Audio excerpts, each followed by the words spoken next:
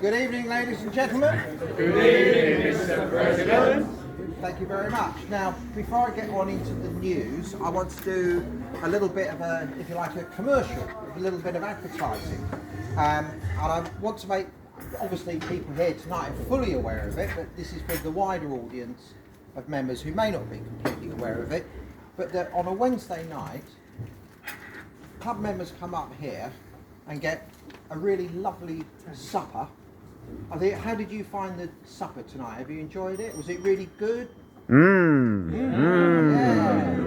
It was really good. I enjoyed it. I had the sausage pasta. For £10, it's a bargain meal. You get to meet lots of club members, and you can have a drink as well. So spread the word. Let's have as many members up here as we possibly can. So onto the news. This is, in some ways, this is kind of like old news. But as you know, in the recent weeks, I've been trying to give you information about what happened with some of our Masters athletes, and I never quite got there. But this week, Louisa Valens provided me with a complete rundown on half a dozen of our Masters athletes and what they've been up to. So some of this you have heard before. It is worth repeating how they got on at British Championships and then more recently at the Europeans over in Rome. So Ashley Reed couldn't go to the Europeans, unfortunately, but at the British Championships won 3 medals in the M40 long jump, finished the season ranked 38th in Europe and 57th in the world. He also won the 100 metre bronze, set a club record time of 11:84, which put him 51st in Europe and 74th in the world. And he got bronze in the 200 metres with a PB of 24.06. That's a world ranking of 52nd and a European ranking of 40th for Ashley. Dwayne Bovell, I had a little bit of news for last time, but now I've got it all. At British Champs, he won the M35 100 metres and got bronze in the 200 metres. He has a world ranking in the 100 metres of 4th, and he's the 3rd European, which is a fantastic achievement. Dwayne also won bronze in the 200 metres. Sorry, I've said that, haven't I? And for the 200 metres, he's ranked 20th in the world and 13th in Europe. He went to the Europeans recently and he got bronze in the 100 metres, and he did get through to the 200 metre final, but he pulled out because he had a tight hamstring. But he then went on to win a silver in the 4x100 metre relay team. It says here, despite twisting his ankle a few minutes before the start of the race, so who knows what might have happened if he hadn't twisted his ankle. Ian Furler at the British Championships got a bronze medal in the M50 400. For the 400, he's ranked 73rd in the world and 49th in Europe. He also did the 100 metre hurdles, for which he's ranked 46th in Europe and 80th in the world.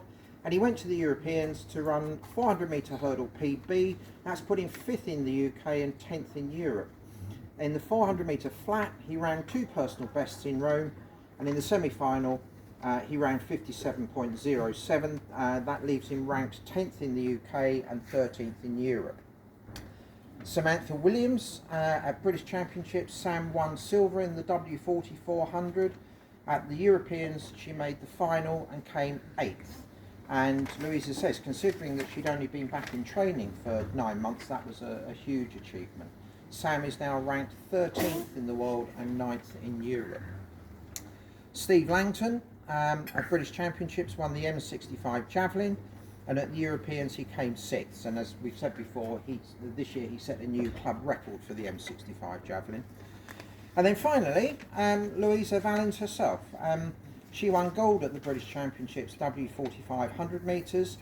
She wasn't able to do the 200 metres because of an Achilles injury, which meant that she wasn't then able to go on and compete in the European Championships.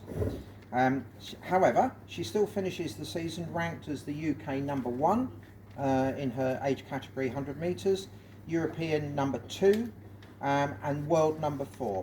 And a time of 12.74 this season puts her 5th in the all-time list for the W45 100 metres.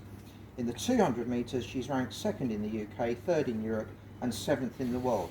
So hearty congratulations to all the Masters.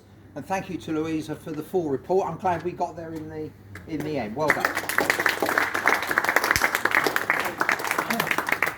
Now, one of the delights of doing President's News is that you think you've got it all written down, and then suddenly you find something else on the night. So a little bit of late breaking news. I think we mentioned it last week, or people knew last week. John Turner, who's here tonight, ran a 24-hour run at Battersea Park over the weekend, and he completed 333 laps of the track at Battersea Park, which I'm sure you've immediately worked out is 131 kilometres, or in the old money, 82.766 miles.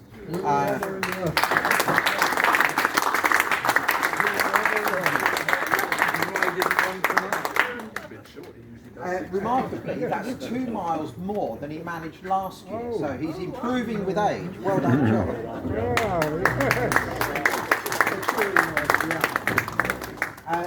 Right, now some news also on distance running, not quite as long as John managed, but probably takes a little bit less time.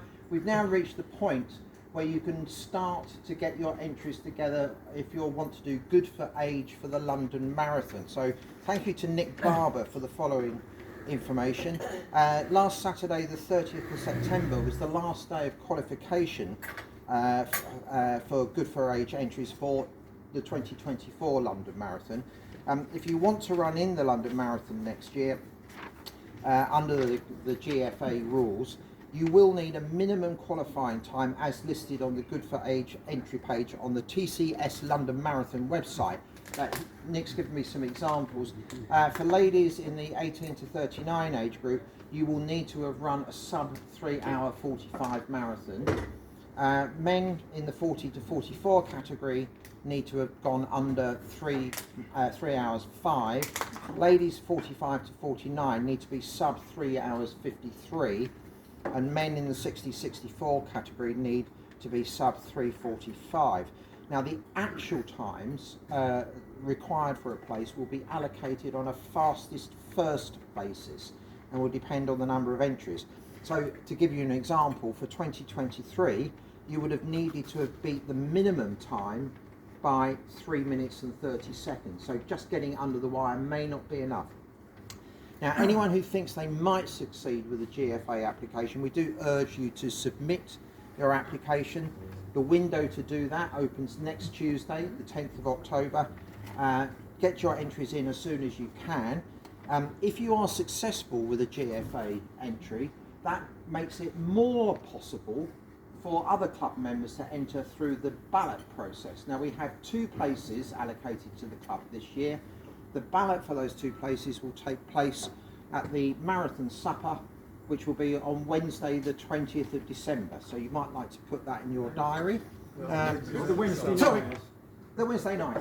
The Wednesday night supper, yeah. Okay, but it's on that during the course of the Wednesday night supper. Sorry, he told me Marathon Supper. Over 80s, what's the minimum? He hasn't given me that actually. But have to be alive. Looking at the progression, I say it's probably about 4 hours. Yeah. That looks out to start with. Right, moving on to just a bit of news on the social side of things. I think probably quite a few of you were here last Friday night for John Waitman's quiz night. This room was absolutely packed and heaving. I'm very, very pleased to say that during the course of the evening, with ticket sales and raffles and so forth, it raised well over £800 for club funds. So a massive thank you to Quizmaster John Waitman, to Alice Platt, to everybody else who helped make it happen, and the Trackside Cafe team who donated prizes and did the hard work of pouring drinks and bringing food to tables. Now, this is a lovely moment for me in a way, because I think this is very, very exciting news for the club and great news. I'm pleased to tell you about a new programme at the club, which is the Club Ambassador Scheme. It's been set up by the management committee. It's just been initiated, and what it involves, as we know, the club has got a long history of success, and we continue to strive to be inclusive and forward-thinking in what we do. And we want to ensure that our young athletes have a voice in the club. So we've appointed 4 young athletes as club ambassadors. They were nominated by their coaches and team managers.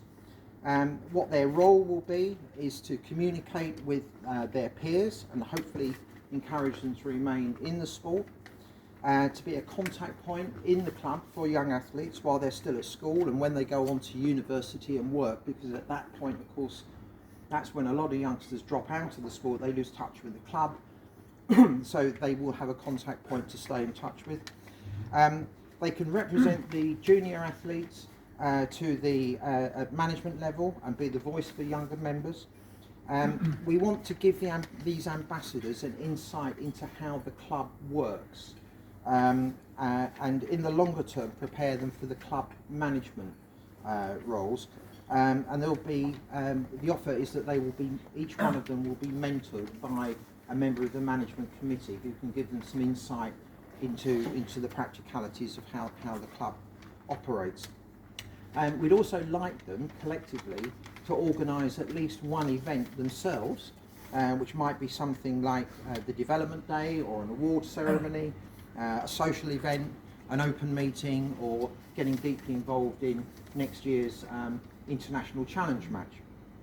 So, having said all of that, I'm very pleased to tell you who our first 4 club ambassadors are. They're all under 17 or under 20 athletes. In alphabetical order, firstly Adam Meadow, who's an under 20 sprinter, Tallulah Ndikwanu, who's an under 17 multi-eventer, Erin Simpson, who's an under 17 thrower, and Libby White, who's an under 20 middle distance runner. I think this is a really exciting and positive development for the club, and I think these young people are going to be excellent in the role. They're highly thought of as athletes, but also very importantly as young people who can make a contribution to us. So I very much welcome them. We'll hope to sort of say more about what they've actually been doing later on in the year. Moving on then to upcoming events. This Friday, Vice Presidents will be gathering for the annual Vice President's Supper, which Tony Pontifex organises for us. Proceeds from the supper actually go towards paying for some of our young athletes to come to the annual dinner as guests of the club. They really enjoy that. We enjoy hosting them. On Saturday, the English Road Racing Association National Relays will be at Sutton Park. Good luck to everyone who is competing there. It looks like it's going to be a very hot day, so I hope the distances are not too terrible for you. Following Friday the 13th, Dick Griffin is giving a talk about his time as a personal protection officer for the royal family. That will be here in the club headquarters. Tickets are available at the bar or via email. You can find that details of that on the Facebook pages. The following day after that, Saturday the 14th, is the first of the Kent Cross Country League matches at Footscray Meadows, and slightly further ahead on Friday the 17th is the club annual dinner, again held here in Norman Park Community Sports Centre.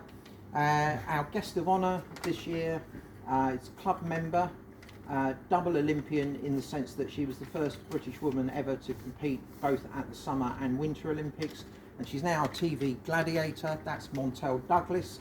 I'm absolutely convinced she's going to have a lot of good stories to tell us as our guest speaker. Details of how you can get your tickets will be up on the Facebook pages. In fact, they already are up there. Tickets will go on sale as soon as we've managed to calculate the ticket price for you. So I'm still working with the Trackside Cafe people on that. That's pretty much, that's the news. Can I just remind people that if there is something that you want to tell other members in the club, you can email me at the president's email address, which is bbharriersac.president@gmail.com. preferably if you can let me know before sort of close of business on Tuesday. That gives me time to sort of paste things into my bits of paper and make sure I know what's what. I have a bonus ball to award for last week's bonus ball, which goes to John Butler. Thank you. Right, and as always, at this point, I ask: is there anybody in the room who's got some news, sir? Yeah. Sir? I'd just like to say that our past president broke a parkrun record last Saturday at Dover Waterfront. So, well done, David. Do you know what? Yeah. Well done. Well done. I'm so glad you said that because I completely forgot to tell you about parkrun, didn't I? Oh. I'll come back to you, Nick. Just wanted to bring to everyone's attention tonight that we've got a long lost member who's turned up tonight. A gentleman here called George Butlin, with his wife, Mrs. Butlin, obviously. He was a member back in the day, a good friend of Gordon Hickey. He knows Mike Peel and I and the likes of Chris Haynes. I had the pleasure of running with George in the 1983 New York Marathon. 24, so it's 40 years ago almost to the day. George heard we were going to Florida. Once we'd run the marathon, me and my mates, and he got in a Lincoln Town Car and drove to Florida with us, where we went and had lots of beer. We'd been there 5 minutes. He stepped on the beach and cut his foot on a beer bottle. Oh. He then had a couple of days watching us drink copious amounts of beer, and then he flew back to New York, and he came home on Concorde. He lives near the old clubhouse on Broadway. We haven't seen him for a while, but it's great to see you down here, George. So get yourself down here a bit more often.